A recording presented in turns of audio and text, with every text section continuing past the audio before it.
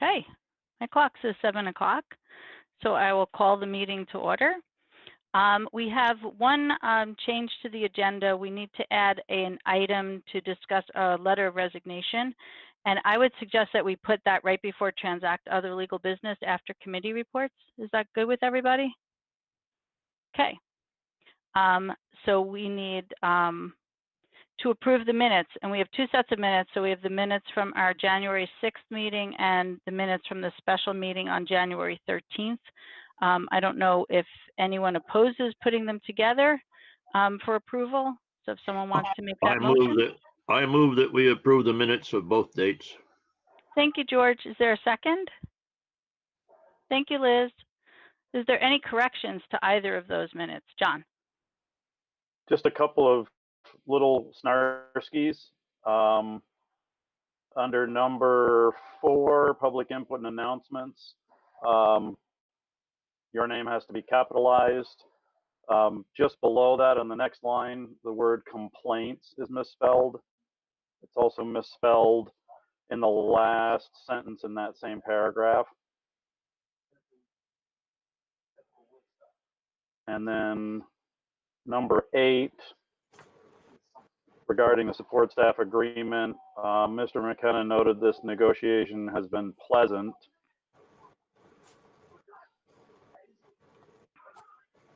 And that's it. Okay, John, great. which date was that? What's that? Which date minutes was that, the first set?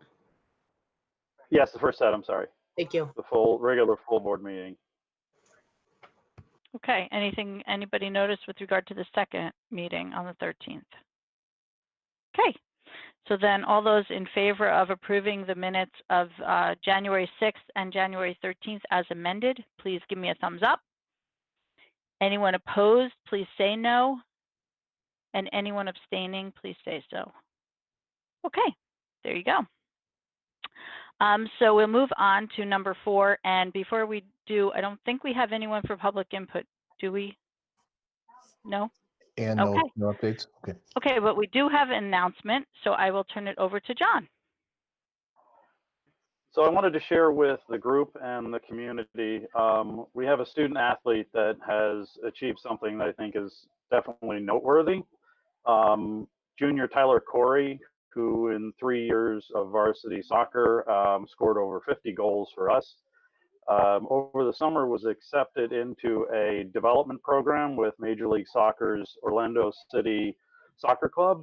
And I found out a little over a week and a half ago that so his departure for that development program was delayed due to COVID.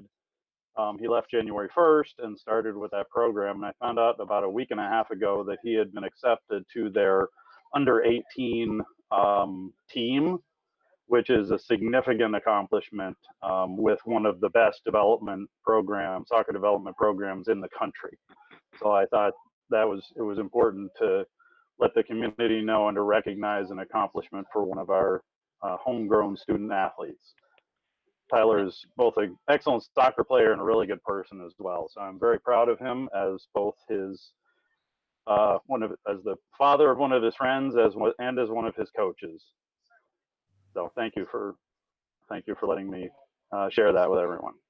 Well, thank you, John. That was really nice, good news to share, and thank you for bringing it to our attention. And congratulations to him, because that's quite an accomplishment. He and his parents should be very proud. Does anyone else have any other announcements? Okay, hearing none, we will move on to our Roland Fellowship presentation with Kristen Simonetti. Dave, did you want to introduce Kristen? You know, I could introduce Kristen, and I could probably say things that would make her both proud and embarrassed, but I'd actually like to defer to Tyler, and just as Mill River principal who has a real handle on the project, if Tyler, you wouldn't mind doing an intro for Kristen, that'd be great. Yeah. So Kristen's going to talk to you about something that we've been working on quite a bit lately. I know I can speak for Andrew and myself, because we've been working with Kristen quite a bit on this project. We're very proud of Kristen, and I think this is going to be I know this is going to be a big thing for Mill River. Again, I don't want to get into the details, but if I can tease you guys a little bit, Chuck Graham, the head of the Roland Foundation, said something to Kristen when she brought her proposal to him. In one of her interviews, he said either this is going to be the biggest thing that Mill River or any school really can see, or it's going to be a colossal failure.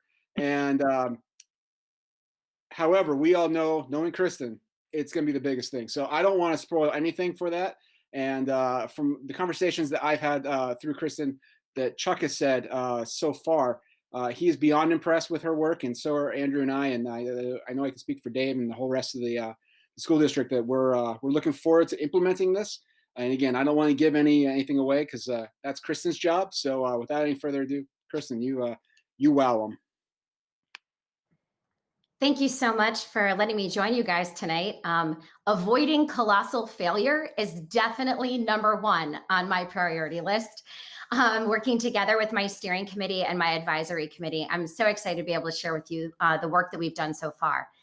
Just to kind of give you a lay of the land and some background, the Roland Foundation is this incredible organization that is all about joining in a partnership with a teacher to be able to give that teacher time and resources to really reflect, to propose something that is new out of the box, to study the data, do the research, do the reading, and really bring something to the table that is really going to impact a school's culture and enhance the climate for really positive learning environment.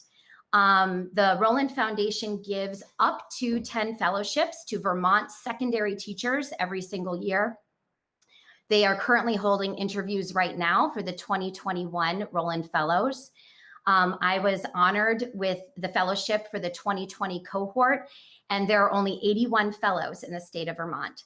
The first class started in 2009, and the current 2020 cohort is working together. And I'm really, really excited about the opportunity to work together with other amazing educators from around the state. And I know that my project is stronger because of my ability to collaborate with other educators on their projects as well. We also have another Roland Fellow in the mix. If you do not know, Andrew Jones was a Roland Fellow in 2015, and his proposal was on project-based learning. I'm super excited to have him as part of my steering committee, as he's already gone through this process and implemented a Roland project in his school. And he has, of course, brought all of his amazing knowledge to us at the MRUUSD. So I'm really excited to have him on board. His wisdom has been so important to me as we've been rolling this work forward.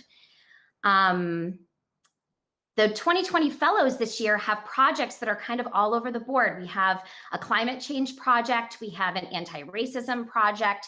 There's a student journalism project. There's closing the gender gap between in computer technology. You know, things are all over the place as far as the projects. So it's really exciting to kind of bring music education as a topic to the Roland fellowship. There has been another music proposal a few years back, but nothing that's been choral music focused. So I'm really excited to be a music educator in the mix of the 81. My particular project is called Cultivating Academic Performers, Leveraging the Power of Authentic Audience to Inspire Excellence. And my vision is to replicate the systems and structures that make our music program exemplary within an all-school instructional model. This model will focus on high expectations, student equity, intense scaffolding, and authentic performance-based assessment.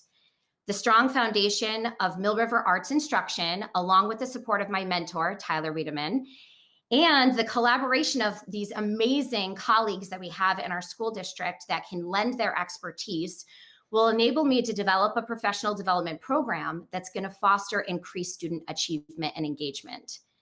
This Roland project is in direct alignment with some of our district's initiatives, especially proficiency-based learning and our equity initiative.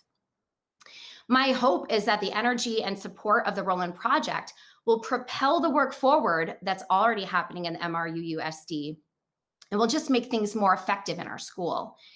This new approach to our instruction and assessment will provide a pathway for genuine and authentic change to occur at Mill River, but also be a model for schools across the state to be able to look at and study and perhaps adopt at their school as well. So there's 3 specific deliverables that my steering committee and advisory committee are working on. The first is the educational model, which highlights the authentic performance-based assessments, high expectations, and equity for all students that will not only enhance our music education classrooms, but will also provide a framework for other teachers to use in any content area. And we've already, as the steering and advisory committee, completed our first deliverable, and I'm really excited about that. Our second deliverable is in progress, and that is creating a professional development program along with a unique template and structure that can be specifically tailored to every subject area in our school and in any classroom in Vermont. And we are in process on that. The template is pretty much complete, and then we're working into the professional development stage. And the last deliverable is engaging professional development opportunities, as well as resources, strong resources and strong assessments that are going to ensure that our classroom teachers, who are the expert in their fields, are prepared to assess students through authentic performance-based assessment. So the ultimate goal of this work would be to create a positive shift in our school culture toward performance as the most authentic representation of learning and assessment, all at the same time reinforcing the belief that embracing our diversity creates more meaningful learning experiences for everyone. This cultural transformation is going to take time, a lot of hard work, partnerships, a lot of collaboration, and important hard work. Quality professional development is going to be really key. And we're going to have to continue to stand firm on the pillars of high expectations, authentic performance assessments, and equity for all, while creating energy and momentum towards a sustainable change. So thanks so much for letting me share a little bit about the work. The steering committee has been meeting monthly for 2 hours at a time, really diving in and collaboratively creating these deliverables together. And then our advisory committee is coming together about, once every other month, just kind of overseeing and getting us a different perspective and bringing some really, really valuable input as far as resources and how to maybe customize and make our work more efficient. So that's where we're at right now. I'm really excited about how far we've gotten, especially considering our current circumstances with COVID-19 and our compromised schedule with having people at Google Meet instead of being able to meet in person. But we've really been able to push ahead, and the energy is contagious. My steering committee is so exciting, and they're so encouraging to me. And my advisory committee met the first week that we got back from the winter break. And they were just so encouraging and had so many fresh ideas about how we can support teachers and students in embracing this new way to engage with learning. And we really want to leverage our students because they're really asking for more voice, and they really want to be seen, and they really want to be heard. So I'm really excited about incorporating students as we roll this work forward. So that's kind of my piece of things. I welcome any clarifying questions if you guys have anything you want to ask me. Go ahead, George. Very good. Nice to see you, Kristen. It's been a while. Nice to see you too. I've been a fan for a long time, and I think you do tremendous work with students. And this project sounds like something that you're going to really shine and do a great job in, and I wish you the best of luck. And without reservation, I know that I can say that you are certainly a lady of note. Thank you so much. Thank you, George. Liz, did you have your hand up? I did. So, Kristen, congratulations on your fellowship. That's really an honor. So thank you for applying for it, because I know a lot goes into the application. So my question is, do students have choice in their performance medium? That's a really good question. And that's something that our steering committee has been talking about a lot.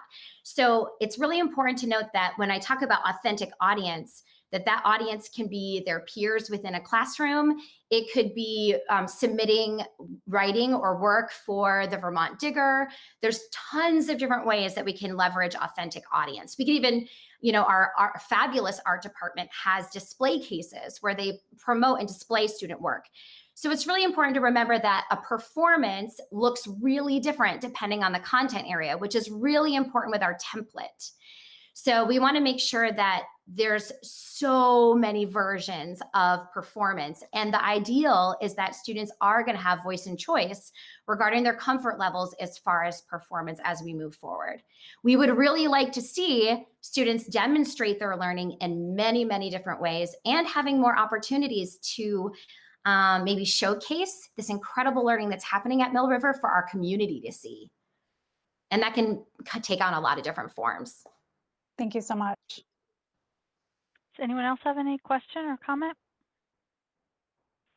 I just want to say that I am lucky and very fortunate to have been asked by Kristen to be part of her advisory committee, and it's just so wonderful to see the enthusiasm that she has when we have our advisory meetings, and I just can't wait to see how this progresses, because the ideas and the discussions that we've had and the enthusiasm that Kristen's shown has just been amazing. So I thought it would be really neat to have her share that with all of you, so that everyone could be aware of what's going on. And I think that if anyone had any ideas, that Kristen would absolutely love to hear them. So kind of opening up that door too for her. So thank you so much, Kristen. If nobody has any other questions, thank you so much for taking time out of your evening to be with us. Well, thank you so much for having me. And I'm really open to, and if you walk away from this meeting tonight and you're like, I really want to ask her this, please feel free to send me your own message privately at ksimonetti@millriverschools.org. I'd love to engage in more conversation regarding this project. And I'm really open to feedback. And thank you so much for your constant support of the arts, not only the board and also the community being so supportive of the arts. I really, really appreciate that. And I appreciate your time tonight. Thanks so much. Thank you. Okay, we will move on to School Board Recognition Month. Dave, that speaks of you. Yes. It does. Thanks, Tammy. I just wanted to take a moment. I think most board members are aware of this, but January is dedicated as School Board Recognition Month across the state of Vermont. I hope that each of our board members has had the chance to submit. I believe you received a voucher for a free pair of Darn Tough socks. And if you don't want them, I'll let you know my size, because those are really nice socks. Happy to take those off your hands. But you all know this. I don't know if the community knows this, but the job of a board member is a job. It's not a job that you are paid handsomely for, but it's a job that requires your passion. It requires your time. It requires your energy. Sometimes it requires tears. And it's really, really important work. So on behalf of our team internally, we are grateful for the work that you all do. I know that our community on the whole is grateful for the work that you do and the way that you represent them. As I look at the group of folks on this page, this is my 7th year in the district. I've had the pleasure of working with George, with Tammy, with John, with Adrian, and with Doug the entire time I've been in my role as superintendent. And so even the stability of some of the folks that have been around even long before I started here, that work is commendable, not just for the long timers, but even for folks who've been here for a few less years. So please know that we're grateful and thankful, and happy School Board Recognition Month. Thank you. We will move on with principal updates. So who would like to go first? Don't all jump at once. How about Maureen? I see you first. Okay. So up at Timoth, we have 4 new students since October from out of district that signed up, which is boosting our declining enrollment this year. And also, we have implemented, the teachers actually have on their own have implemented an after school tutoring program from that 2 to 3 o'clock time period. And it's been wildly successful. We have like half the K through 6th graders, which in Timoth is about 20 kids attending. So that's really boosting some of the grades. Students who are below grade level in reading are all getting a double dose of reading. A lot of that has to do with our support from our intervention team. And all but one student has returned from remote learning. So we only have one student on remote learning, that's big because they do so much better when they're in person than when they're remote as far as the progress in learning. And finally, I just found out today that we were approved for, we received a $3,200 grant from VPA for snowshoes so that we can continue with our trailhead and getting those kids outside and in the woods in their classrooms. So good news. And the days are getting longer and spring is going to be here soon. So, and that's it up at Timoth, except for it's still snowing up there. Thank you, Maureen. That's great news. Yeah. Dan, how are things in Wallingford? Well, it's good to be back in person, and that comes with people interacting with one another in a closer, more personal basis. And so we've had the usual kid-on-kid situations, but our staff has had a big push on restorative practices, and so that has kind of become our ammo to address some of these situations that arise. And I don't want to speak on specific cases, but I do see the positive impact on outcomes after incidents where we actually work with the students and we get them to really empathize with one another through the situation, to where I am far more confident sending students back out into the hallways and out into the recess on the playground together without worrying about repeat offenses. And today that work continued in one of our staff meetings, piggybacking on the work that we did as a leadership team, going through some of the restorative conversations that you would have with younger students, the 3 stages of restorative practices. And so it's been a good ride. It's going to be a long ride ahead as we all continue to work on and revamp the language that we use when addressing students where there might be possibly heated situations. But we're really excited, and the staff is completely on board. It measures up with some of our new school-wide expectations that has come from within the staff to kind of simplify and bring it down to the students' level, so it's clear and applicable across all the board. We have come up with the acronym PAUSE. I guess we didn't come up with that, but everyone knows it. But it stands for our expectations. So practice respect, accept responsibility, work together, and then safety first. And we just feel like it's more simplistic. Students and staff can repeat it, and we can apply it in all situations. So there's a lot of work going in, and I think it's important to do, especially during this time of COVID. We know that we've all nationwide and worldwide been having to face some challenges that we probably didn't see coming. But I'm just excited and thrilled that my whole staff is on board, and we're all working together to help support our students and even our families during these interesting, trying times. We're making the best out of it, and that building relationships piece is definitely kind of the front running of all of our work, and it's guiding all of our work. So we're doing great, and we're loving it. Great, thank you, Dan. Hi, Fred. How are things in Clarendon? Things are terrific. Wonderful place to work. I love being there. Culture is wonderful. The kids are great. So that's what's going on in Clarendon so far. First, congratulations, Kristen. I would wish you good luck, but good luck's the residue of hard work. And I know you're going to have intense good luck because you work really hard at what you do.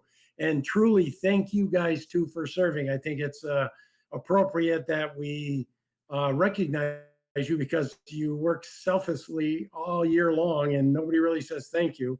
So thank you, because it is a tough job. I did it for 5 years myself, and it's very rewarding, but it's tough. So thank you guys for that. I've got three things to share. The first of one is the same thing that Maureen shared in regards to the tutoring. We were lucky.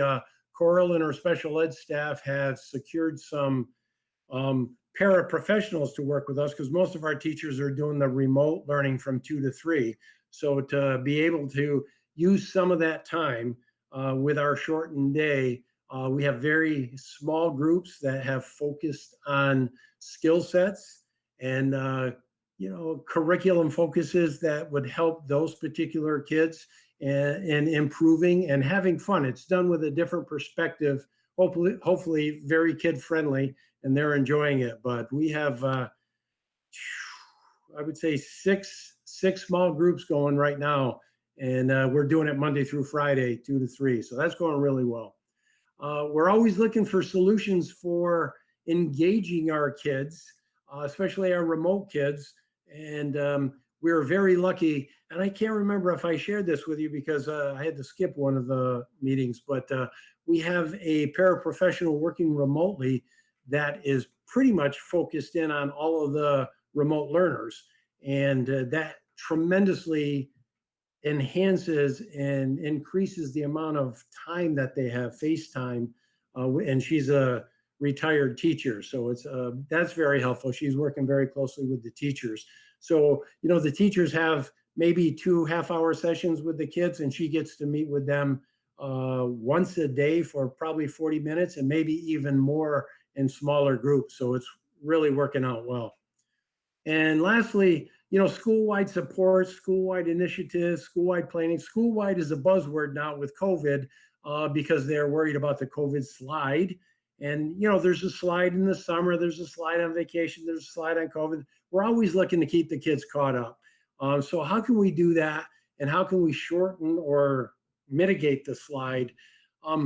Our teachers are working in their PLCs.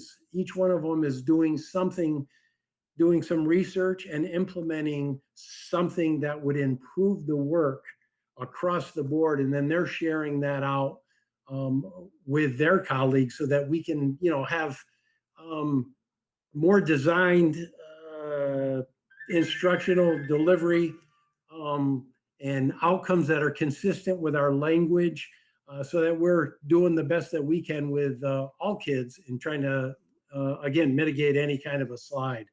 I just had another meeting today with our 5th and 6th grade group, and when you go to try to schedule the PLCs, and they're all like, we don't have time. But when you're in there, by the time we left, they were like, we should do this every day.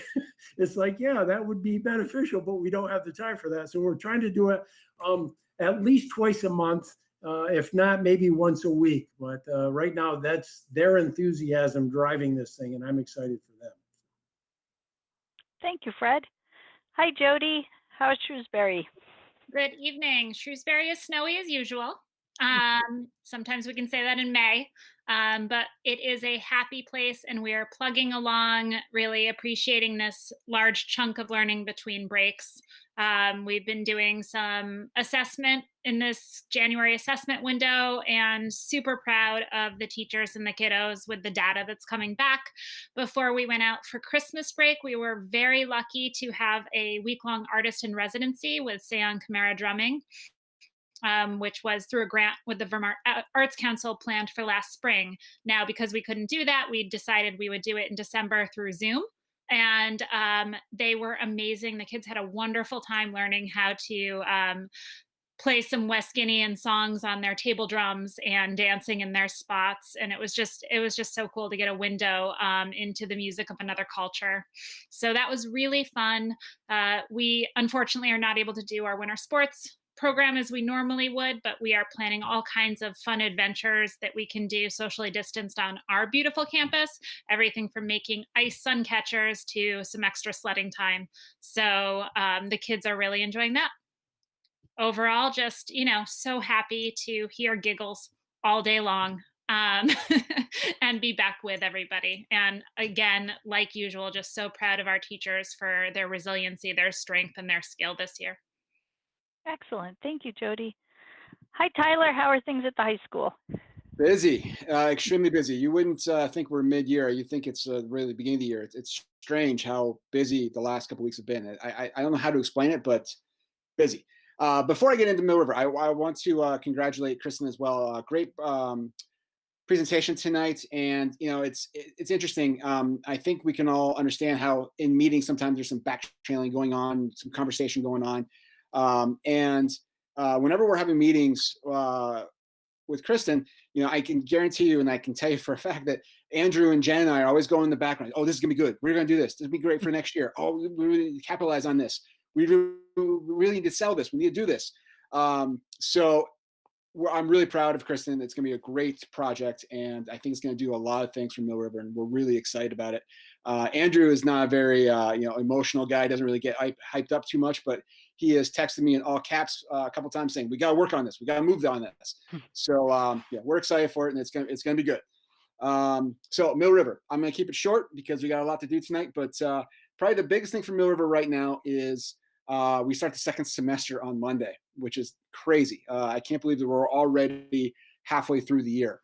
I've put out to the community last week that we are going to adjust some things for the second semester, specifically our schedule. Right now, our kids see their teachers once a week, even though they're in 2 days a week in person. They have 4 classes a day, so they see half their schedule one day, half the schedule the other day. We are changing that now. It's back to our normal 8-block schedule, so they will see each of their teachers twice a week.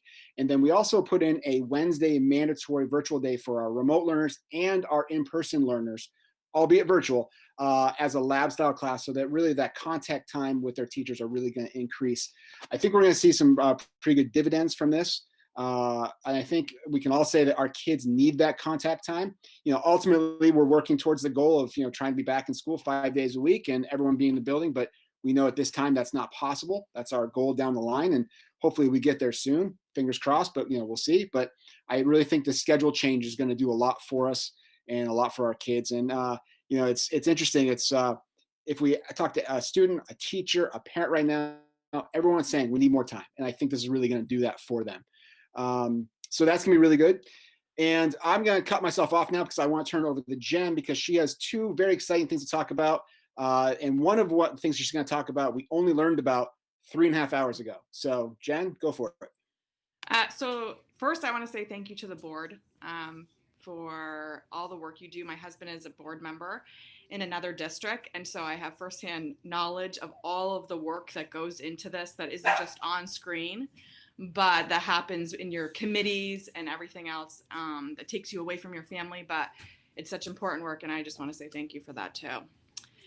So I also received a VPA mini grant that we applied for $4,000 to help do the Maple Sugar House project that the school's been working on. So Tim Parent has a group of students that he works on that is actually building a maple sugar house for Mill River, which is really cool. And so he's been asking for local businesses to donate to that. And I was like, oh geez, well, if we could just get some money to help support it and move it forward, it's been a 2-year project from what I can see, and probably way longer than that. So we were able to secure that.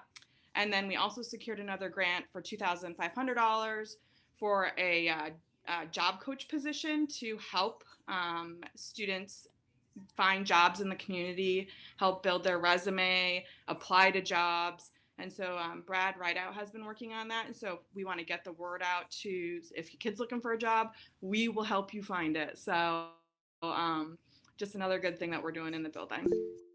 Oh, excellent. Congratulations. Yes. Whoa, very good. Such good news to share. Thank you. So we'll move then on to, anyone have any questions? DJ, go ahead. Tyler, actually, and Jennifer, one of the things I'm wondering about, flexible pathways during this time of COVID, especially when the Wednesdays, has students been able to take advantage of having these Wednesdays off to apply those? And I'm only saying this because I know Tori, my daughter's taken it upon herself to start working at a photography studio a couple hours during Wednesdays because she had that time. And I thought that was a great opportunity that she's took it upon herself to do. But I can also see students, since they're not physically in school could really apply these other things. I don't know. That's not necessarily a comment, but it's just a statement. Or Well, yeah, yes and no. It's up until next Wednesday. Wednesdays have been scripted for kids. They are working on stuff from their teachers, albeit in a flexible manner, so they do have some time. It's kind of hard right now with to get kids out in the community because the community is not really accepting of people in terms of putting them out there because of COVID. So we have seen a decrease in that just because of kids out in the area. When a student comes to us and says, "Hey, I want to explore this," we help them in every way possible. And if we need to change their schedule, have some flexible time with their schedule, we do that. Coming up in this next semester, it's going to be a little more difficult to do so just because we are requiring attendance for that Wednesday class so that we can keep tabs on kids and make sure they're progressing and, enrich where we can and remediate when we need to. I wish I had a definite answer for you. Is kind of COVID everything right now of when we can do something, we're going to be as flexible as we can be, and then get kids out. And hopefully, as things start to progress with COVID and communities start to open up a little bit more in the coming months, yes, we will get kids out there and be able to be flexible with their time.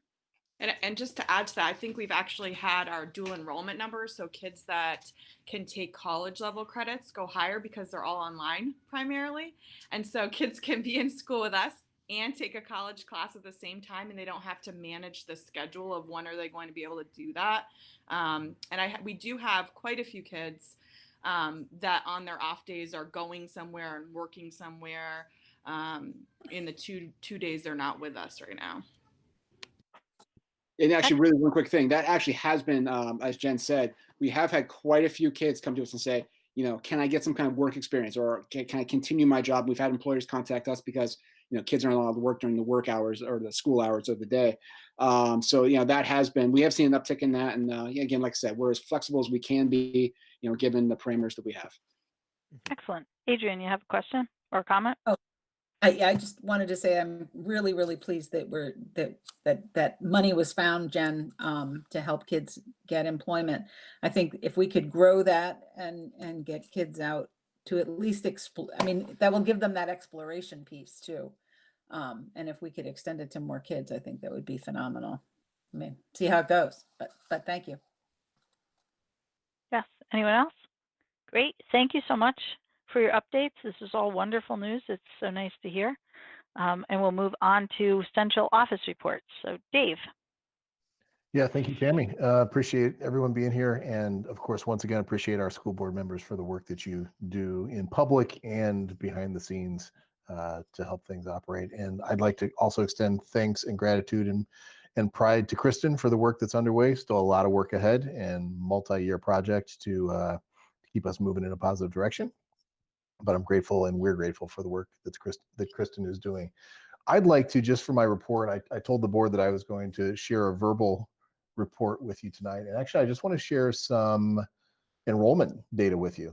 Seems timely to share with you a little bit about the number of students that we are seeing in school and kind of how that's broken down. So I'm hoping you can see my screen currently. If somebody can give me a thumbs up to say yeah. And I'm hoping the font is large enough. If somebody can give me a thumbs up on that too. Cool, perfect.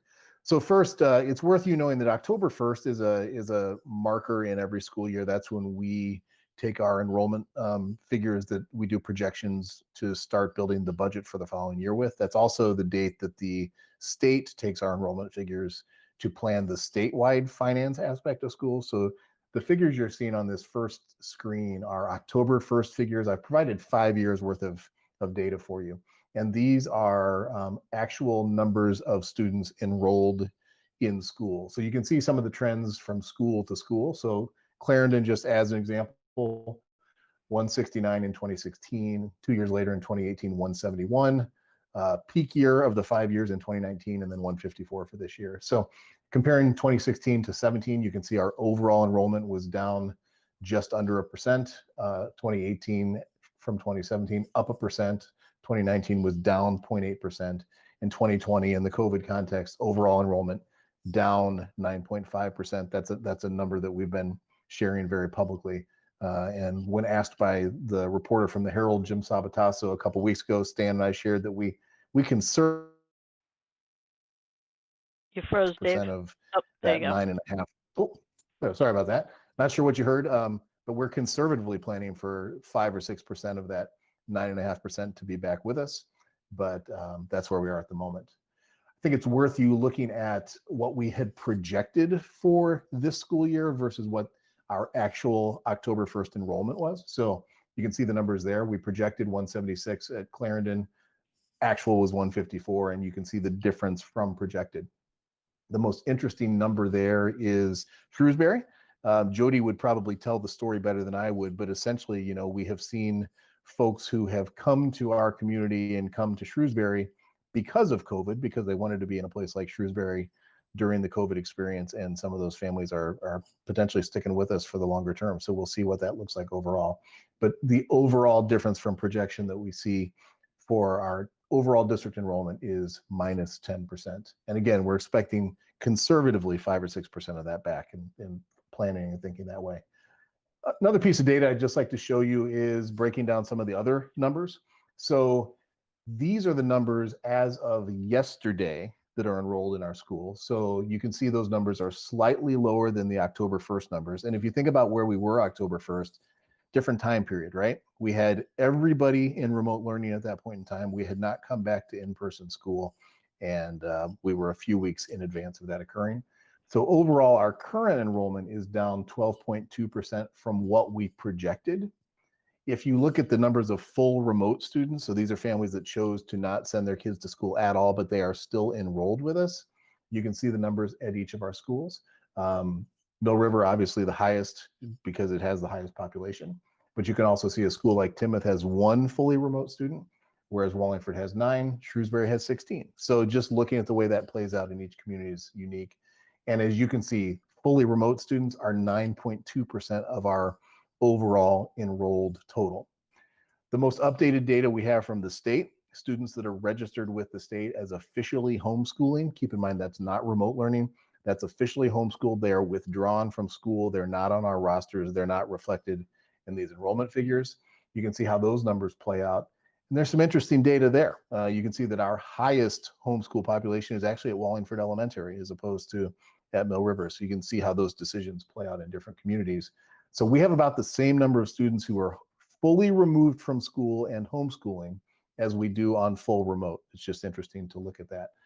If you were to take, just from the standpoint of thinking about where are the students in our communities who are of public school age, that's what that enrolled plus homeschool column is there. So basically Clarendon 148 plus 12, that's where the 160 comes from, if you can see how the math plays out. So the kids that we actually have around that we know about, that number is 876. So when you compare those enrolled plus homeschool numbers, you can see kind of what's happening to our population overall. Now, the only folks that are missing from that are any families that have moved or families that have chosen to enroll their students in independent or, you know, private type of institutions. And that's not data that we have readily made available to us. But just wanted you to kind of see the overall trends that we're looking at. And this is the most updated data from yesterday that I would have to share with you. Happy to take any questions on that or on anything else. I'll leave this screen up for a moment just in case somebody wants to point to it. I see BJ and then John. Tammy, do you want me to do that or? Nope, yeah, you can. You have Okay. Go ahead. Yeah, BJ, then John. Dave, do you have any information on like the overall enrollment for other schools around the state or around the area? Like tangible data in hand, no. Anecdotally, what I hear from colleagues are very similar experiences to what we've seen. Similar in terms of the percentage of students opting for fully remote, and similar in terms of the percentage of decrease in enrollment overall. But that's anecdotally, BJ. That's not actual data that I have in hand. Yeah. Thanks. John, I know you had a question. Just curious on the homeschooling, how do those numbers compare with previous years? John, I knew you were going to ask that, and that was the one piece of data I didn't pull together yet. So Ann and I get those reports frequently. I'll look at that and get you an update on that comparison. Okay, just curious, just to put it in COVID perspective, how many of those kids are maybe homeschooled because of COVID? Because I've heard, again, anecdotally, I've heard that in the community that people have said, well, if my kids are going to be fully remote, I'm just going to homeschool them. Yes. And there was also a backlog early on of people trying to get officially registered as homeschooling. Do you know if that's cleared? Yeah, I don't know that that's fully cleared, but I know they claim to be close to cleared, but there was a several week backlog in the early stages. John, it was interesting. If we're looking at like the October, November timeframe, when I did look at our homeschool specific data on a town by town basis, our numbers were actually down compared to the previous year.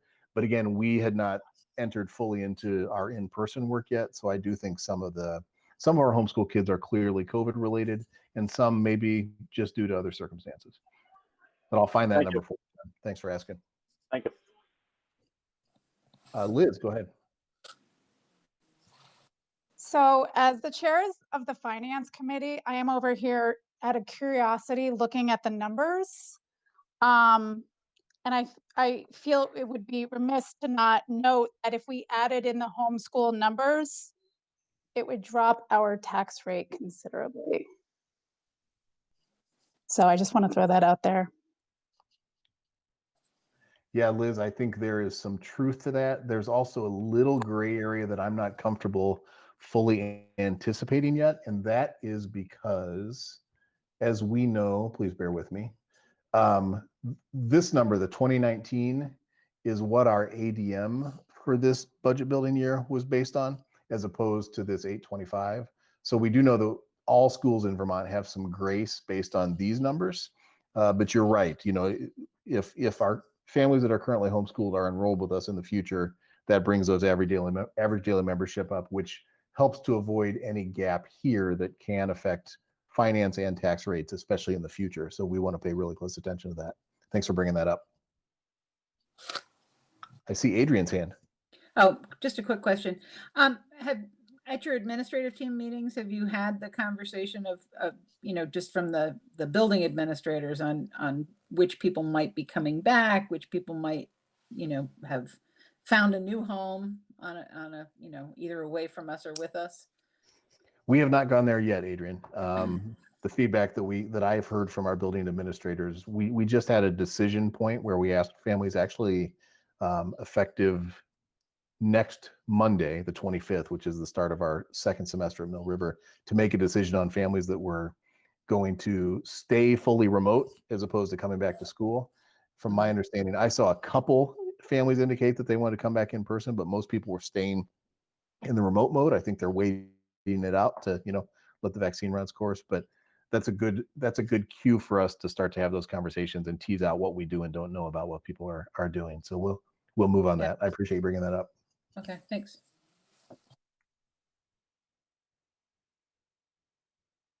Tammy, I don't see any other hands, so I'll pass on to Brian if that's okay. Sure. And I believe Brian is with us by phone, just so that you're aware that that phone is probably him. Mm-hmm. Hi, Brian. Hey, Tammy. Can you hear me okay? Yes. All right. Well, first I'll say thank you, board members. I appreciate the work that you do. It's late evening nights and it's hard work. So thank you for everything you do and you maybe don't get recognition for. My report does not have anything terribly new in it. We are just getting ready to, the analogy I typically use this time of year is get on the roller coaster. We're going to be going downhill to the end of the year and we're kind of locked in and everything's getting ready to start moving. That's around assessments, which no huge updates from the state there. We're still planning on state federal assessments as we are in person, so we'll see how that plays out. Realms of technology and health, where we're continuing to do the work we've been doing, and it's nice that some of the uncertainty has dropped a little bit, and we've been able to pretty much keep doing what we're doing and trying to do the best job we can at it. I wish I had more new to tell you, but it's kind of a nice thing not to have too much new going on. Any questions? Does anyone have any questions for Brian? I don't see anyone raising their hand or indicating that. Oh, wait, no, Adrian does. No, I just wanted to congratulate Brian on being boring. Boring is fine. We're good. I'll take it. Thank you, Adrian. Okay. George has a question. I have to remember to hit the red button. Anyways, I noticed in going over the pay orders that some MacBooks have been ordered. And my question is, are those replacements for existing or are they something new? George, those are replacements for existing, and it's always, we try to keep a handful of spares on hand just in case something happens. You know, we can grab a teacher's MacBook to try and repair, and we can hand them one that they can use in the meantime. And we ordered those a little bit ahead of maybe needing them, just because everything's taken a little bit longer these days to actually get our hands on. So we ordered a few more than we probably normally would to have on hand, if that makes sense. Yes, it does. A follow-up question is, I thought at one time I heard you say, hang on, excuse me. I thought I heard you say that we were going to the Chromebooks versus the Apples. Is that still a plan, or? That's a transition we've talked about a lot and we've played around with, and we've struggled with really how to do that and to do it well, knowing that teachers do have more applications and things that they sometimes need access to versus what's on a Chromebook. I think we could do it, but you know, the last year has kind of put that on pause, and we didn't want to change anything that would throw anybody for too much of a loop, if that makes sense. It does. The thing that I noticed is that the price on Chromebooks seems to be climbing. Is that correct, for as far as you know? Yeah, you know, actually, the price for Chromebooks across the board, probably about 4 months ago, they had climbed dramatically. I'd almost say that folks were starting to price gouge 4 months ago. They've dropped back down since then, but they didn't drop all the way back down. We still haven't seen the supply try and catch up with the demand at this point. While the Chromebook prices are going up a little bit, they're still nowhere close to buying a MacBook, if that puts it in some more context. Yeah, thank you. Yep, absolutely, George. Okay, anyone have any other questions or comments for Brian? Okay, I don't see anybody, Brian. Thank you. Thank you. Okay, Andrew, how are you tonight? I'm doing well, thank you. Good evening, everyone. First, I'd just like to extend my gratitude as well to all the board members. Thank you for everything that you do. I also want to congratulate Kristen once again. And as Tyler was saying, I am incredibly excited about her project. As a Rowland Fellow, I've seen a number of projects come along, and you know, certainly there's some good things, but her project jumped out at me right away. And the other thing I'd really like to emphasize with Kristen's project is how well it dovetails with everything that we're already engaged in. It literally is the perfect complement to the work we've been engaged with around proficiency-based learning, around curriculum assessments, et cetera. And as Tyler and Kristen said, like we've been talking a lot, and I think we're going to see some really amazing things that will just help bolster the work that we've been engaged with. So thank you once again to Kristen, and I look forward to the work that we'll be doing. With regard to my board report, nothing really more to talk about than what's in there. You know, we've been providing some professional development opportunities for teachers when the times arise, but teachers are, you know, pretty spent. A lot of them are, you know, kind of in survival mode, and so we're trying to be sensitive to not push them too hard and throw too much at them. And so we're putting some stuff out there, but what we're seeing is a lot of teachers are not engaging with some of those PD opportunities that are optional because they just don't have the bandwidth to really go into that. And so we will be thinking about the capacity building needs moving forward, but for the time being, we're trying to not push too hard on teachers and give them some space and just provide them with what they need. Additionally, a lot of what I've been doing is long-range planning, particularly around this idea of a coordinated curriculum, which is something that we've already been engaged with, but we kind of lost the momentum with that once COVID came around. And so trying to plan kind of a re-engagement strategy with how we kind of move forward with that as we exit COVID and enter into our next academic year. So probably later on in the spring, I'll be able to kind of provide all of you with some of that kind of planning and guidance moving forward. But again, we're trying to not jump into that yet because we're only halfway through the year. And so looking at really kind of closing the loop to make sure that we can get to a guaranteed and viable curriculum that we can effectively provide to all students. Excellent. Any questions for Andrew? Comments? Okay, thank you. Hi, Coral, how are you? Hi, Tammy. I'm well, thank you. How are you this evening? I'm doing well. Good to hear.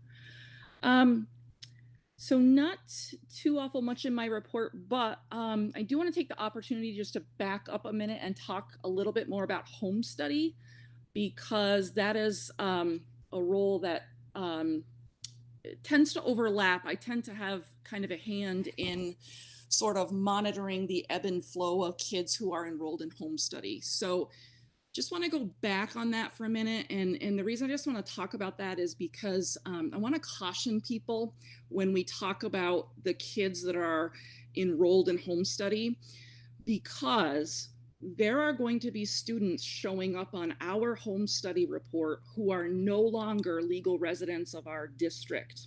So what I mean by that is that a child may have been attending our schools and enrolled in our schools in December, and they've now moved out of our district. They're still going to show up on our home study report for a year. So what that means is that even though those families have moved and they're gone, we're still going to see them on our report as students in our towns. So I just want to caution that while we may see a lot of names on our home study reports, those kids may not actually be here. So that's just one piece of caution that I throw out there, is it doesn't actually look the way it is on paper. So what happens is that when a family leaves, because we were their last known public school, we are going to be notified that that student is a home study student. So they're going to show up as home study to the Mill River Unified Union School District, even though they're gone. So we have kids actually that are living out of state that still show up on our home study reports. And it'll be that way for at least a 1-year cycle. So just throwing that out there, that is a piece. Consequently, we also have kids who have never been enrolled in public school that are long-term home study students. So they've never stepped foot in a public school. And so that is not necessarily reflected either. So for example, when I get the home study reports every month, I'm showing kids from Fairhaven, I'm showing kids from Rutland City, all over the place, New York, whatever it might be. And other school districts may see some of our students. So that just speaks to some of the transiency that families are experiencing as they settle elsewhere or as they move in, things like that. And the last piece I just want to point out is that because of some of the backlog that has been experienced at the AOE level, we have kids showing on our home study enrollment that are now back in school with us. Conversely, we have kids that are no longer attending school with us that haven't shown up on the home study report yet. So there's just a lot of factors to be aware of around that. So when we start talking about like declining numbers of kids going, here and there, I just want to make folks aware there's a lot of factors to be thinking about with regard to that. So that's a crash course on home study, but if you have questions, I deal with it for a living. I have, kind of a hand in that around special services, but also around residency verifications for kids if we have questions about where they might be living or, things like that. So it's something we have to watch pretty carefully. So this year in particular, home study has been a real bear because there are more families that are choosing to take advantage of that, but it's been, several months of time before a kiddo might show up on the report. So we have to keep track of all that. So, anyway, so that's that, but not too much in my report on the special services side, except that we are moving ahead as the circumstances allow us to. One of the things I'll point out is just that we're making awesome headway with conducting special ed evaluations. The challenging thing this year has just been when we have kids who are absent from school for 10 or 14 days or whatever it might be because they're ill or they have to quarantine, that can really slow the process down. So we're working through those circumstances, but all in all, as we're coming into February, we're just moving ahead, which is all I can ask for this year. So Excellent. I think Adrian has a question. Carl, is there any leniency on the federal guidelines for timing, or have you not run into that with these challenges that you're talking about on the testing side? There's mechanisms in the law that allow us to delay evaluations, but the purpose of that delay has to be a student-centered reason, like the student wasn't available for the testing to occur, or the student was ill, or something like that. And so no, I guess no, there's really there's no leniency except in cases where the student had to be out for quarantining or illness, something like that. And since I know your staff is like razor thin, well, I mean, I think it's been like that. I mean, it has. It's great that you do what you do with with the number of people you have, but are you running into problems with that as in testing, or is it really more student centered?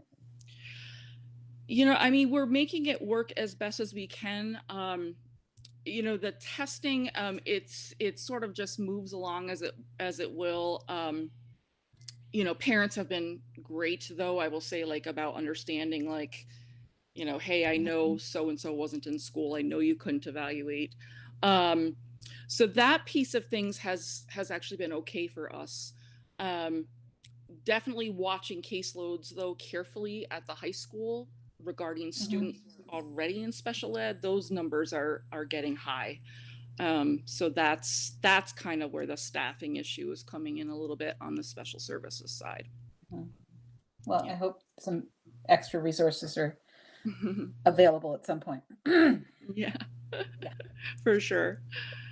Any other questions or comments for Coral? Okay, thank you, Coral. Hi, Gary. Good evening, folks. How is everybody? It's winter. It's cold. I'm looking outside the window right now. It's snowing again. So what's all that mean for my departments? It means that we are really looking forward to spring already. It's, been an interesting year, but relatively speaking, things are going fairly well. There isn't anything that we haven't been able to deal with yet. Nothing unusual. It's the routine winter type heat seasoning things that we're running into. There's really nothing major to report. It's the routine stuff for right now. So I'd be happy to answer any questions that anybody has. Any questions for Gary? All our furnaces are staying functioning with all that cold, fresh air coming in? They are stressed. As of right now, everything is full open to the outside world, if you will. We're using monitors for the carbon dioxide levels in our spaces and bringing in, a lot of fresh air. Things are keeping up at the moment. We've had to kick a few things to get them working again. They're not used to being stressed this much this early in the season, but so far things are holding together. Yeah, I don't like that word stressed. George. How you doing, Gary? I'm fine. How are you, George? Doing well. I just wanted to have a quick update on our solar efforts. We've had a lot of snow, and I presume you don't have somebody up there brushing them off. No, you can actually see a decline in the generation of our electricity from the solar panels, and that reflects in the bills that we get.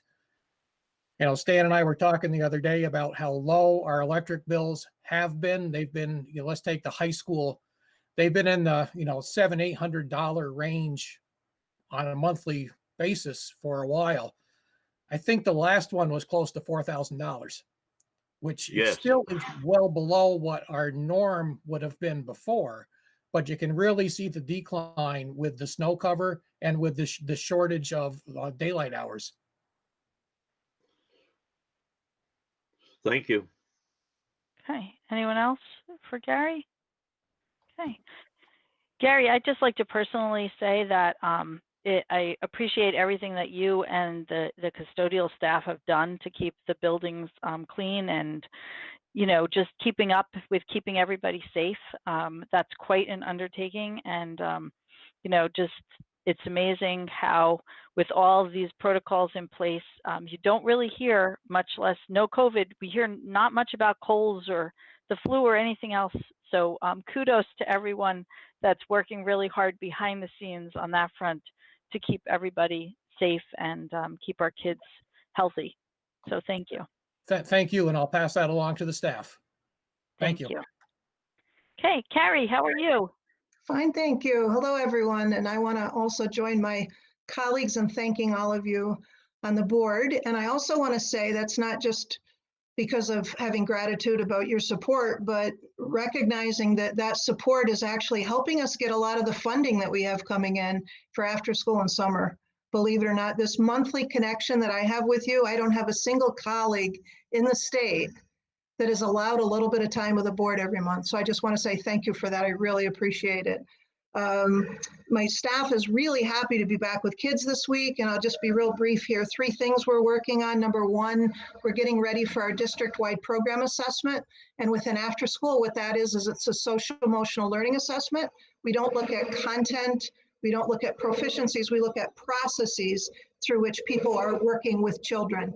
And we have a number of indicators and an evidence-based assessment that we use for looking at those processes. Second thing, we're doing some capacity building, looking at some grants. I really want to thank the principals, Fred, Maureen, the tutoring programs that you're doing and engaging teachers. It's really taking a little bit of the pressure off of my staff by having that 2 to 3 hour with some of your teachers helping. Dan, you've got a teacher helping out. Again, thanks so much. We really appreciate that. Last thing is summer. Summer this year, we're going to start the planning early, and summer is a huge opportunity for us to really start to recoup some of that learning loss that's normal for our low-income kids usually during the year, but with COVID, summer can be just a phenomenal opportunity for our district to, again, give kids not just opportunities they haven't had with enrichment, but with learning. So I'm really looking forward to that. And the last thing is, which is very nice news, is we actually underspent our BOWS trust grant by $18,488 this year, and I just had permission to roll that over to this year for programming. So that's really good news for us. What that does is that'll give a boost to the summer program, particularly for grades 5 through 9.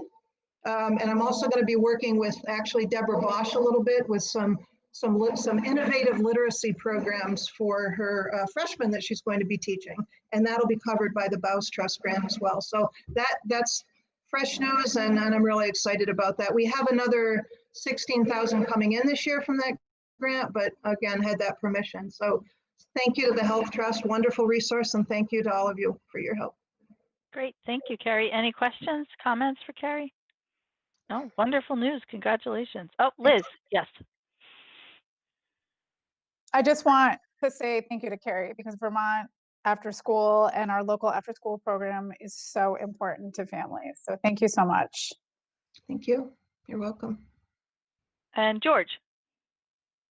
If I may, Madam Chair, I'd like to backtrack just a tiny bit for a quick item, and it involves our Clarendon Elementary School, and Fred's still there, so I thought I would bring it up versus waiting for the finance report. One of the items that I noticed as I was reading through the finances for today was an item that I think I might have misread, or it was an acronym or something, I'm not sure.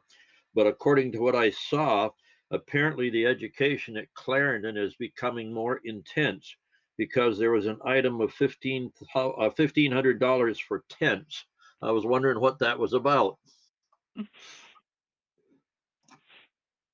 Fred, do you want to fill us in? Sure. I was going to make a joke about you being too tense, George, but I won't do that. We had in the beginning when COVID first hit, we had some COVID money that came through that we tried to utilize so that we could do some outdoor classrooms. So that we could distance the kids, get them out, have their masks off and whatnot. And so that's what those tents were ordered for originally. The state, swung around, did some manipulating and delayed a little bit on the approval. But once the approval came through, we got the tent. So that's what that is for. Great. But it is good, intense training. Yes. Thank you. Thanks, George. Thanks, Fred. And thank you, Carrie. So we'll move on to Stan.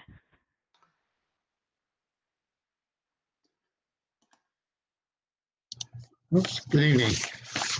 I didn't submit a formal report, so I'm just going to wing it. The last report that I'd done for the general fund was back on January 13th. Really nothing has changed in the last couple of weeks. Our deficit is still projected around $327,000, which is still under budget by about $270,000. So we're still good there. As far as what the business office is currently working on, we're just working on year-end reports regarding W-2s, 1099s, and 1094s. We'll hope to have those out by either the end of this week or the beginning of next week. Then just trying to reconcile our people out on leave, trying to get the COVID pay credit for all those people that were eligible, and also working on support staff contracts. And that's all I have. Any questions? Any questions for Stan? Don't see any. Thank you, Stan. Thank you. Now we will move on to tech contract approval. So Brian, that speaks of you, yes? Yep, and this is one that's coming to you a little early. It would be something I'd probably do in a couple of months if it were a normal year. But I've got a vendor that we work with who has computers that are going to be available very soon. And these days, trying to get 100 computers at a time from anybody without paying twice as much as you should has become challenging. So I would ask the board to review the proposal and make a motion tonight if you're willing to do so. Great, thank you. Would someone like to make that motion? BJ. I'll make the motion to approve the purchase of the Chromebooks. Second. Excellent. Okay, thank you, George. Any discussion on that? Hearing none, all those in favor, please give me a thumbs up. Oh, no, wait, Andy has a question or a comment. There we go. For the record, we ought to put the price of the contract in the proposal. Okay, so I see $26,478 for 100 computers from Whaley Computer Associates. Would that be correct, Brian? Absolutely. Okay, so BJ, would you amend the motion to that effect? Yes, I will amend the motion so to approve. I'm trying to get the number myself. Actually, before you speak, BJ, Stan has his hand up. Sorry. Okay, Stan. Since this is a formal bid that comes under Vermont law, usually it's appropriate to list out all bids that were received. I don't know if that was done publicly. I can include the second and third bids if we need to. Do we need those right now, Stan? Usually that's the case when it's a Vermont public bid, is that we list out the bids that we received and then suggest the bid that we're accepting. do you need a few minutes, Brian, to pull that out? Would you like us to circle back after our executive session, maybe? Absolutely. If you do that, I'll have enough time to grab that and send it to everybody. Okay, fantastic. And so officially, should I rescind my For right now, I would motion? say that we would rescind that motion, and then we can bring it up again when we have all the information and we can word it appropriately. Thank you, Stan, for making sure we did the right thing. Okay. So I rescind that motion. For withdraw. Okay, Withdraw great. my motion. Thank you. So then I think the next item that we have to attend to would be our executive session. And we have a need for an executive session for the evaluation or employment of a public employee. So would someone care to make that motion? Thank you, Adrian. Thank you, Liz, for seconding it. All those in favor of going into executive session at 8:15? Yes, Len, for that purpose? Oh, okay. All right. I thought it was a question. Sorry. Please give me a thumbs up. All right. So we are in executive session. We will, Dave will be sending us a link, correct? Yes, board members. Question. Did George have a question? No. Oh, I think George just wanted to make sure he had the link. Yes. Yeah, so board members, you should have a link for executive session in your email. If you would make sure to leave this meeting entirely, but we will revisit this meeting. Of course, building administrators, central office administrators, you're off the hook. However, to the board, if you're willing to allow Jen McLemore and Tyler Wiedemann to join us in executive session, I believe that would be appropriate and timely. And George, if you want me to send you the link via email the way I have historically, I'd be happy to do that. Would you like me to do that? Absolutely. Okay, can do. And then for our public, we will be back to continue the meeting. We'll circle back to the tech contract approval when we come back from executive session. So thank you, and we will see you shortly. And I will see the board members and Jen and Tyler in executive session. Thank you.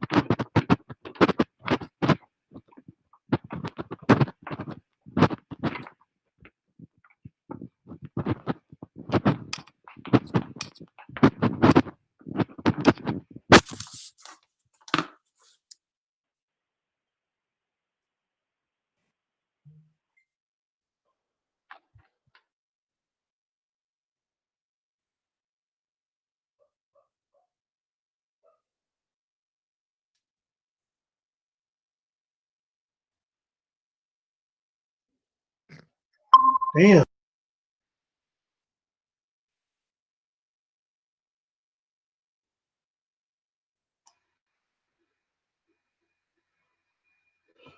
I was very pleased that you folks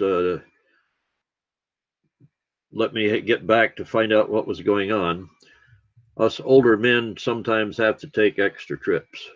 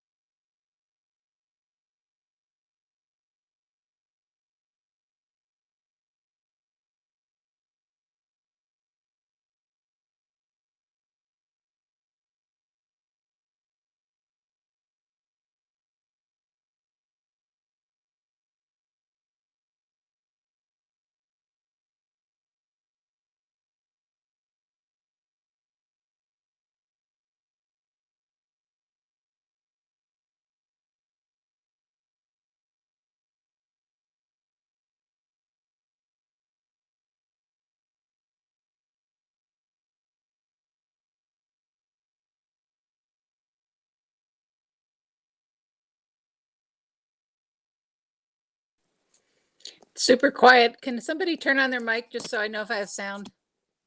You have sound. Hear you. Hi, you sound wonderful. Let's talk about food since I haven't had dinner. Oh, my wife's cooking downstairs. It smells so good.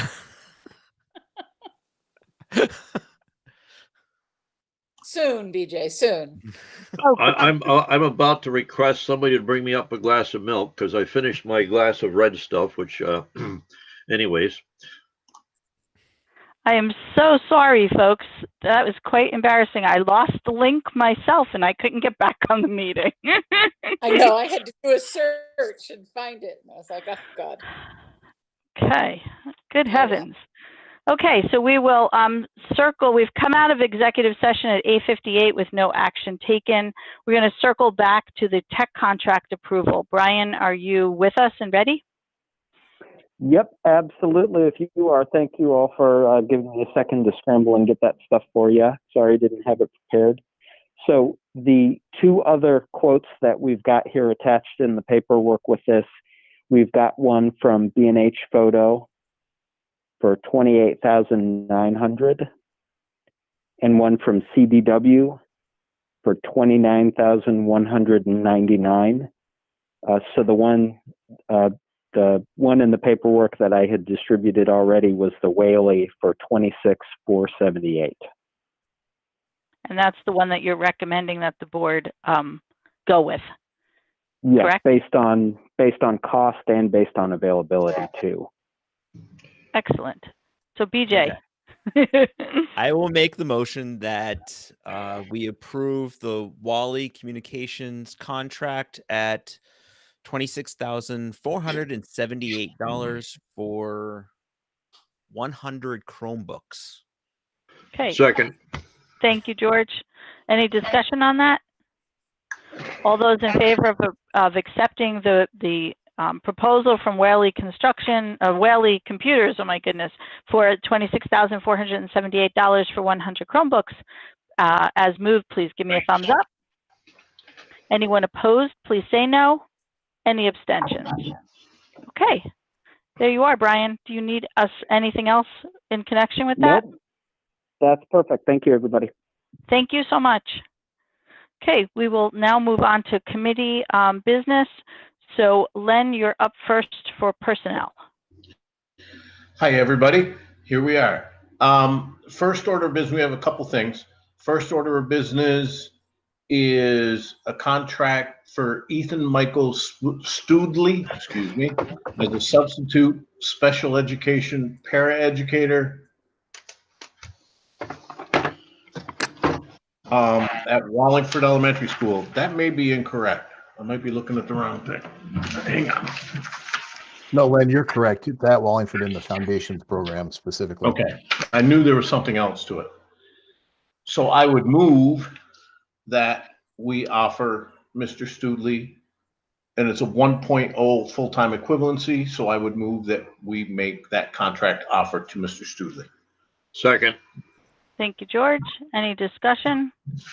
I would just ask one question, Dave. If my recollection is correct, Ethan Studley is a Mill River student, Yes. recent graduate? Okay. Yeah, Ethan graduated in 2018. He actually worked for us as a substitute last year, did a lot of subbing at Wallingford. We have an unofficial in-house protocol where our folks that are under 21, if they sub, that it needs to be at the elementary level, just because we want to keep some age gap with middle school and high school kids. But Ethan did a great job for us last year. Subbed in a program that we are prepping to hire him for, and he's filling a position that's important, and good guy. He'll be a good asset for us to have on the team. Okay, that's good news to hear. So all those in favor of approving the contract for Ethan Studley as presented, give me a thumbs up. Anyone opposed, please say no. And any abstentions? Okay, congratulations to Ethan and welcome to the Mill River community. Welcome back to the Mill River Yes, community. correct, Glenn, correct. The next movement is upon the recommendation of the Mill River High School administration, I move that Jennifer Clough Little, English teacher at Mill River High School, be non-renewed for the 21-22 school year. Second. Okay, any discussion? Hearing none, all those in favor of approving the motion for non-renewal of Jennifer Clough Little's as an English teacher at Mill River for the 21-22 school year, please give me a thumbs up. Anyone opposed, please say no. Any abstentions? There you have it, Len. And the next official personnel meeting will be February 3rd at 6 o'clock. Okay, thank you. Thank you all. We move to BJ for policy. I will be happy to report no new business. And I'm planning our meeting at the first Tuesday of February. Excellent. Thank you. And negotiations, Adrian. Sorry, I had to unmute. I have nothing to add from last time. Okay. Buildings and grounds, John. I also have nothing new. Our next meeting is January 2nd. Okay. We move to Maria. January 2nd? Oh, February 2nd. Sorry, okay. February 2nd. Sorry. We're moving backwards in time. Yeah, sorry about that. Okay. So John, buildings and grounds. No, and Maria, community engagement. Jeepers. It is getting late. Look, my brain's not working. I'm right there with you. So we do have a meeting next week on Tuesday, the 26th, at 6:30. We also have a community conversation coming up on Monday, the 25th. And we're looking forward to that. We still have 2 more after that on February. Let me just check really quick. I know it's February 22nd. Or 6th? February 22nd and the 6th are our other 2. And sorry, I have to change windows to look at that. And and we still would like to invite people to come if they have any questions for the school board or questions about the budget or are running for school board and want to ask more questions to get ready for that. You're welcome to come. There's still a few spaces in the one on Monday night, and there's more spaces in the ones that come after that. So we look forward to talking with people on Monday. Oh, and what came out of our last meeting last week was that we decided we will not, there wasn't a conversation on the 9th as we planned because we didn't have enough people sign up. And we also decided that we will not stream or record those sessions just to make it more comfortable for people to come. It's not a formal board meeting. It doesn't have the same structure as a board meeting. We really want people to feel more comfortable just speaking freely and asking questions. So we will take note of the questions and we will share them afterwards, because if you're asking the question, there's sure to be other people asking the question too and who are curious about the answer. So, but we really look forward to it being a helpful and productive time. Okay, thank you, Maria. And then Liz, we'll move on to you for policy. I mean, for finance. Oh, goodness. We need to end this meeting soon. Tammy's losing it. Put gum in your mouth. It's low glucose. Damn it. All right. Good evening, everyone. Thank you, Tammy. We have the following payable warrants and payroll for approval this evening. For pay warrants from the general fund, I have a warrant in the amount of $395,682.74. I have a warrant also from the general fund in the amount of $11,223.46. From lunch program, I have a warrant in the amount of $20,454.23. And for ASP, we have a warrant in the amount of $108.90 for a total of $427,469.33.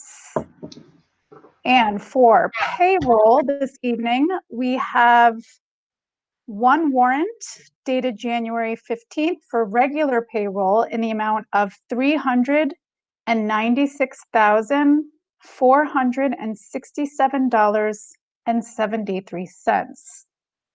And I move that we accept the payable warrants and payroll as presented. And oh, I meant to thank George first. Where's George? Oh, George. Here. I want to thank George for looking over all of the payables this afternoon. I appreciate that. Okay, is there a second? Thank you, Adrian. Any discussion? George?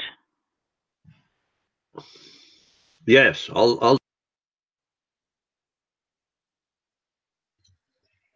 All right. I reviewed, as you heard, the orders. I don't know if Doug got a chance to or not, but the questions I had on the pay orders I'd asked during the meeting, including the intense one for our friend at Clarendon. So I'm happy with what I saw.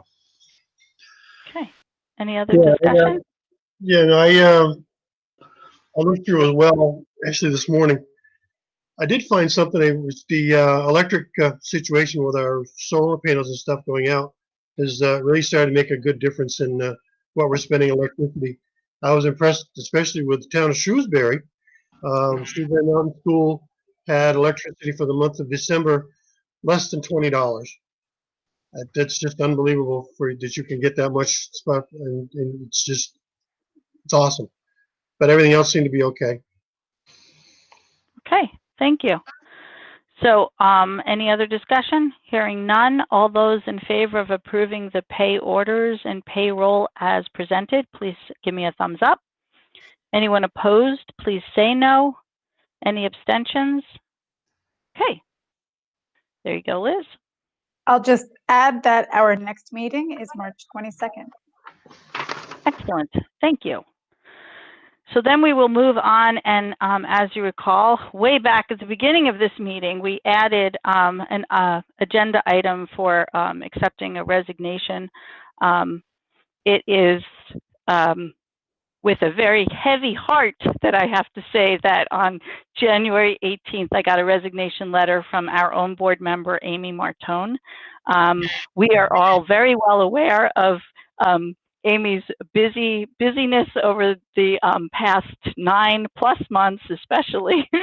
And so her inability to continue on the board is understood. It is not welcome, but understood. But we appreciate everything that she has to do. I know how difficult it is to balance everything, and sometimes something just has to give. So, Amy, before I ask someone to make a motion to accept that resignation letter that I shared with the board earlier this week, did you want to speak to everybody for a second? Yeah, thank you, Tammy. I want you all to know this was not an easy decision to make. It's something that has weighed on me for the past 9 months. It's been a challenge with the onset of the pandemic and the nature of my work to really find a good balance. Very passionate about the school board, and I want to make sure that everyone on here has the time and energy and effort to really contribute fully. And I felt over the past probably 6 months, I haven't been able to do that. I'm having a hard time keeping up with the emails, keeping up with the reading. And so I really think it's important that we can have someone come on for the last year of my term that's able to really make that commitment. I don't know why, but I started graduate school in August. And so that added just another layer. And so something did have to give. I'm planning to stay on through the end of February. Really important to see the budget season through to vote. And then I want to make sure that the taxpayers and voters of Timoth have the opportunity to select who will take over for me. And I will do everything that I can to support the transition. I'm still here. I'm still part of the community, still have children in the district.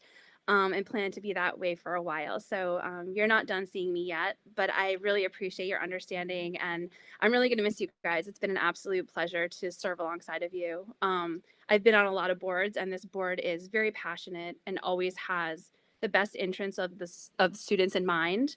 So it really has just been an absolute honor to know each of you. So thank you. Thank you, Amy. Len. I would just like to take the opportunity, I'm sure everybody else wants to as well. It was great to have Amy on the board, and she brought a lot to the board, and I appreciate that. And I wish you good luck and goodwill, and thanks for being here as the presence that you were. George. Yes, Amy, it's been a pleasure to know you and work with you, and I wish you the best in your endeavors at graduate school, and good luck. Okay. Would someone care to make the motion to accept? George, you'll make that motion? With a great deal of reluctance, I move that we accept Amy's letter of resignation. Is there a second? John, thank you. Any other discussion? Again, with a heavy heart, I think all those in favor of accepting Amy's resignation, please give me a thumbs up. Anyone opposed? I don't know that we can forcibly keep her on, but and anyone abstaining. Okay, well, Amy, again, it's been a pleasure. I hope that if circumstances allow, you will circle back, because you have been a wonderful asset to the district, to the board, and it's been a pleasure. And we are not done with you yet, so we will try and make the next month very worthwhile for you. But thank you. Thank you, Tammy. Thank you, everybody. Okay. We'll move on to transact any other legal business. George. Well, you know, I can't resist. A couple of quick things. Number one, I did catch some of the inaugurations, and it went well with no violence, which was a big plus in my mind. The second one, a few days ago, I don't remember what day, my name was in the paper at some of the activities in Clarendon regarding town borderlines. And if anybody has any questions, they can send me an email and I'd be happy to answer them. I don't expect any action to result for a long time on that article. That's it. Okay, thank you. Anybody else? Okay. Agenda building for our February 3rd meeting. Dave, what do we have in store? You know, Tammy, the first meeting of the month, we usually do principal reports and central Right. office. If you'd like us to have those ready, it's a couple weeks out, but we can certainly do it. Is that something you'd like to keep the rhythm going? I think getting us back on schedule might be a good idea. You bet. I don't know if we'll have any policies or anything like that because we'll just have a policy meeting the night before. So no, BJ, right? Yeah, I don't think so. Yeah, I don't think we have anything really booked either. So. Okay. All right. Len. Just, and this is not necessary for the next meeting. I had all these, a list of questions, David, that I was going to ask you tonight about attendance and who's going where and all of that, and you answered them all. So number one, thank you very much, and you must be reading my paper. But the other, but the other point, just in the same tone, one of the things is looking at absences and failures at the high school as well. And it doesn't need to be for the next meeting by any stretch. And I don't mean to get into a lot of specifics, but just in dealing with my own nephews, I'm seeing questions about whether they're there or not there, whether they're remote or not remote, and I know the semester ends the end of the month or somewhere right around there. End of this week is the end of the semester, actually. And so I just think, like, again, it doesn't have to be for the next meeting, but at some point it would be nice, I think, to take a look at the first half of the year and how'd it go. And that's all. Yeah, you bet. Len, would it make sense if I asked Tyler to kind of take the lead as a part of his report on specifically student attendance, how that's being managed, what we're seeing with trends in the remote and the in-person realm, and then, you know, how that's playing out academically in terms of class performance? Is that okay? Yeah, that's perfect. And you know, I just think we as a board, we need to focus on the educational piece, and we've had some other stuff going on, and so I'd like us to get back to, let's look at what's going on, because hopefully come fall we can all get back, but we're not going to get back before then by any stretch of the imagination, I don't believe. That's my opinion. So I just think we need to examine what impact COVID has had. And again, I'm not trying to blame anyone or point any fingers. I just think it's helpful for us as a board if we have some facts to back up what we're trying to get accomplished. You bet. Can do. Thank you, Len, for bringing that up. Okay. Maria, I would just wonder if maybe you could report out on how that first meeting goes with the community. Give us like an overview. I would be happy to do that. I was going to do that as part of community engagement, or does that make sense? Excellent. Thank you. I think that covers everything. And I don't believe that we have a need for another executive session. Am I correct? Okay. So then I think we are all of the opinion that we should adjourn. So thank you all very much. Have a good night. Thanks everyone for sticking with us watching, and be well. Take care. Thank you, Amy.